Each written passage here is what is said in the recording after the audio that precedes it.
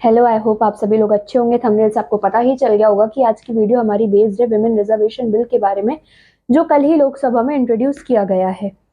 अब जब ये बिल इंट्रोड्यूस हो रहा है तो ये पहली बार हो रहा है क्या?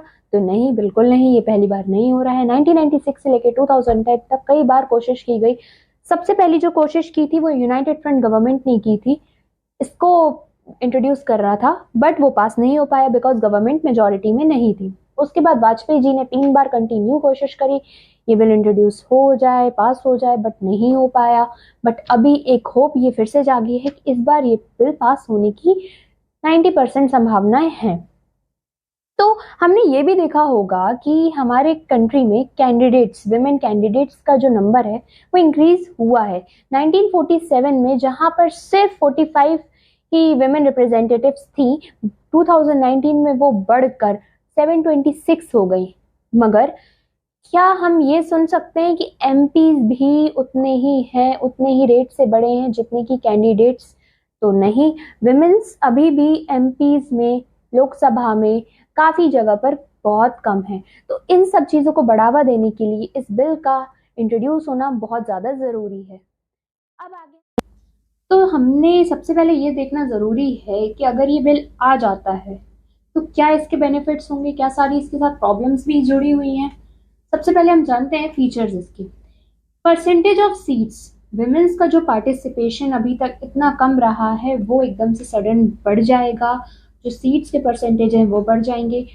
ये ऐसा बोला गया है कि 2024 के इलेक्शन से पहले इसको अगर ये पास हो जाता है तो 2029 के डिलिमिटेशन कमीशन को इसके ही बेस पर बनाया जाएगा। डिलिमिटेशन कमीशन से मतलब है परिसीमन आयोग, जो कि कॉन्स्टिट्युएंसीज में कितने एमपीज होना चाहिए, कितने एमएलएज होना चाहिए, ये सब चीज देखता है पॉपुलेशन के अकॉर्डिंगली।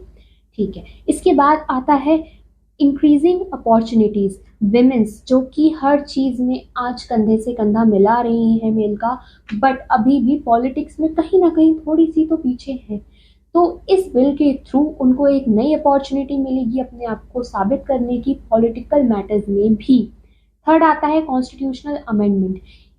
इस बिल के कारण कॉन्स्टिट्यूशन में काफी सारे अमेंडमेंट होंगे, 3 आर्टिकल्स ऐसे रहेंगे जिनको अमेंड करना पड़ेगा। फोर्थ आता है रोटेशन सिस्टम। अभी हमने ये सुना है कि पार्षद जब बनते हैं तो हर साल, मतलब हर साल आई मीन टू से हर इलेक्शन में जो सीट्स होती हैं वो अलग अलग हो जाती हैं। कभी विमेन्स को मिलती है, कभी मेल्स। जानेंगे कि इसके सिग्निफिकेंस क्या रहेंगे। तो जो सबसे बड़ा सिग्निफिकेंस और सबसे महत्वपूर्ण सिग्निफिकेंस है वो है पॉलिटिकल एम्पावरमेंट। काफी सारी गवर्नमेंट की ऐसी पॉलिसीज हैं, योजनाएं हैं जिनके थ्रू विमेन्स को सोशल, एजुकेशनल, इकोनॉमिकल काफी सारे बेनिफिट्स हो रहे हैं, एम्पावरमेंट मिल रहे हैं। बट अभी तक क्या था कि पॉलिटिकल एम्पावरमेंट के लिए कोई बहुत बड़ी चीज नहीं थी।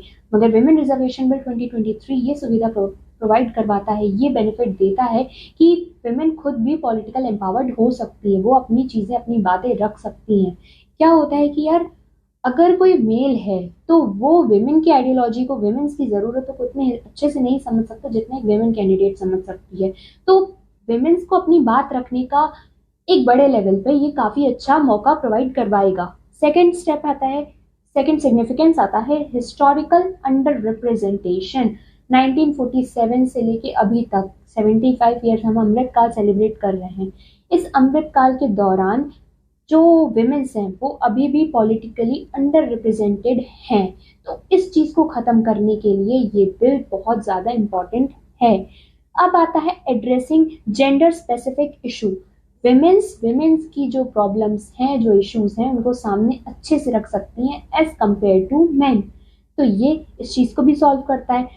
फोर्थ आता है इनहेंसिंग डिसीजन मेकिंग। अभी तक क्या था कि विमेन रिप्रेजेंटेशन उतना ज्यादा नहीं था जितना मेल रिप्रेजेंटेशन है। तो एक आइडियोलॉजी, एक जेंडर के थॉट्स ही सामने आ पाते थे। बट विमेन का इसमें पार्टिसिपेशन बढ़ने के कारण जो डिसीजन मेकिंग होगी वो सबके लिए और ज्यादा इफेक्टिव होगी, और ज्यादा एफिशिएंट होगी। हर सोसाइटी के हर तबके को एक अच्छा डिसीजन मिल पाएगा।